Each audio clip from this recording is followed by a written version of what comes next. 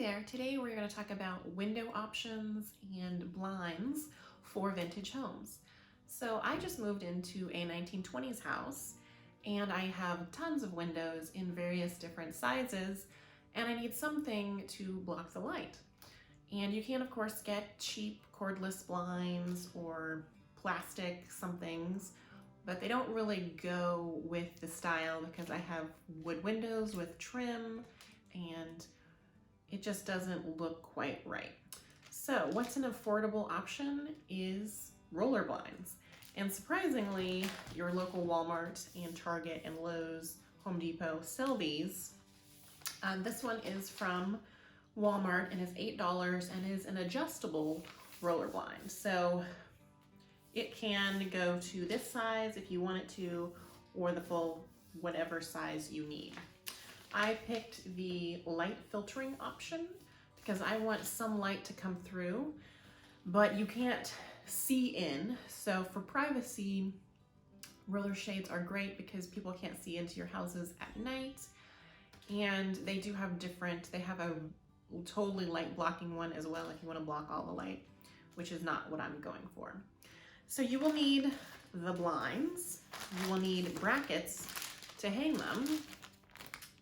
These are maybe $2 or $3 from Walmart and they're right next to where these are. And then you're also going to need a drill to drill some holes to be able to hang this, and a screwdriver and a measuring tape, and a step stool or a ladder to be able to reach the top of your window. So let's get started. So before you go to the store to buy your blinds, you want to measure how long and how wide the blinds need to be. Now this one I've already obviously put up, but to measure, it comes to about 30 inches. And then the height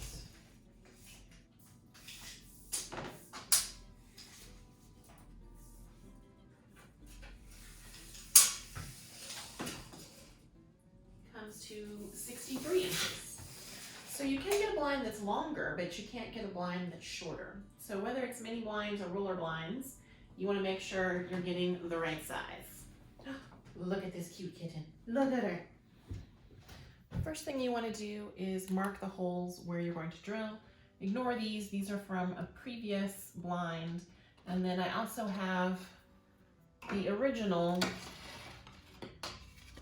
blinds, which is metal. So I can't put it up here because I can't really drill through that. I don't have the right bit.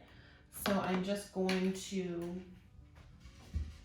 put them as close as I can, and it leaves a weird gap, but such is life.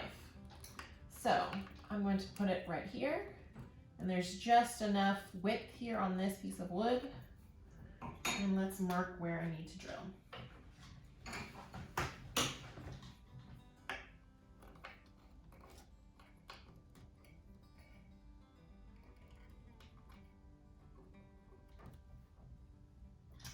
The other thing besides a drill you might need is an extension cord if your drill has a cord.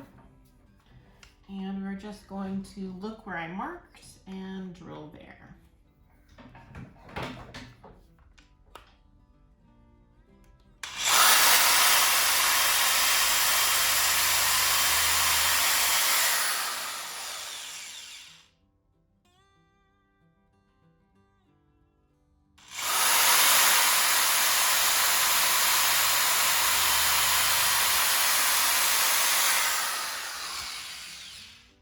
And you're just going to go straight in, and while it's still going, pull straight back out. So now the most exciting part about this Tear to Fit roller shade is actually tearing the roll to fit. So I got the light filtering one, and it's 25 inches wide up to 37¼ inches wide. So that fits the majority of windows. And you could get a different level of thickness for light blocking or letting in more light. But I went for light filtering, which is the medium one. And this one is 72 inches long. On the back of the label are the instructions and tools you will need. I didn't use a level because I just measured how far down from the window I drilled my holes. And you can also mount these on the outside of your windows instead of the inside if that is easier for you. But I am going to go ahead and do the measuring and tearing. I put my brackets up. Now I need to measure how wide mine need to be. So I'm wanting to set mine inside the window, so I will need to trim and measure quite a bit. So it should be like this. The way to do that is the hem of your roller blade. The hem of your roller shade has a piece of plastic in the bottom. You need to keep this because this is what you pull on to move it up and down. But this is what you can mark how much you're gonna need. So I use my measuring tape to make a little mark at 30 and a half inches. And you always want to err on the side of caution. It's kind of like cutting your bangs. You want to start too long, not start too short, because you can't fix it if you cut it too short. So we're going to cut here. And then we're going to see if it fits. And it does, seems to fit perfect. So I removed my hem slat, and that's just that piece of plastic we use to measure that goes in the bottom. And I measured the correct place to trim my blinds, erring on the side of caution. And we're just going to take a pair of scissors and do a little snip right there. And then you just tear. And believe it or not, it just tears like magic. And straight, all of them on its own.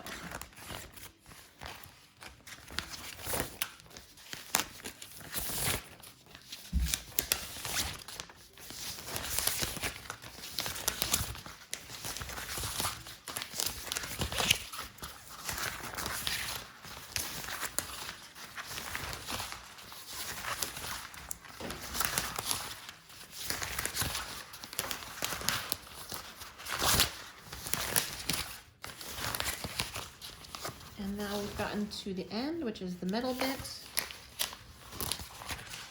And it tore right off, no problem. And then this is going to push back in on itself.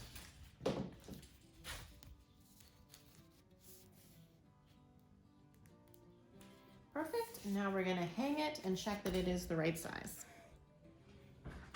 So now that I have trimmed these, we're going to make sure that they fit.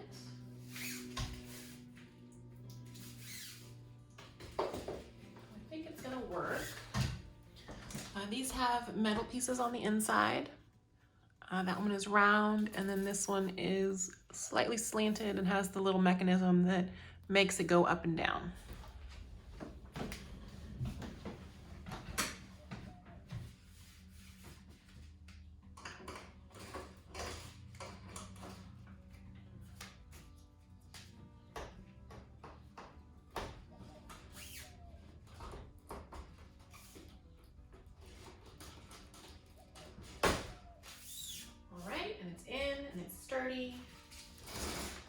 And perfect. So now we're just going to put that plastic hem slat back in. You can of course do that at the bottom if you want to.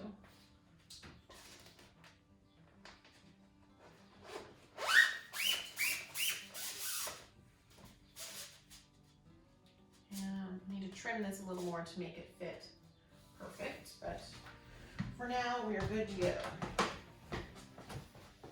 That is how easy it is to hang a roller shade yourself. It takes maybe 30 minutes, and as long as you can drill a couple of holes into a wooden window, then anybody can do this. I was really surprised at how easy and clean the edge where you trim the vinyl blinds comes in. So roller blinds used to come in paper, and now they come in kind of a vinyl plastic, similar to a shower curtain. So when you first open it, there is a slight odor of plastic, but it goes away after maybe 30, 45 minutes, and it's really not that strong or noticeable.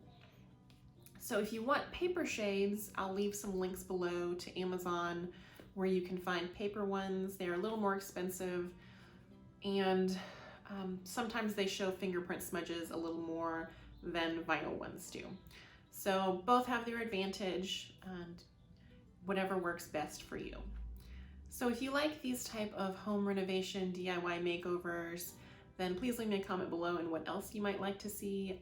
I just moved into an old house and there's lots and lots of things for me to do, which is kind of the joy of moving in to a place that is not all modern and pristine and boring, is you get to see the transformation of bringing a house back to life. So as always, thank you for watching, and don't forget to like, comment, or subscribe. See you in the next video.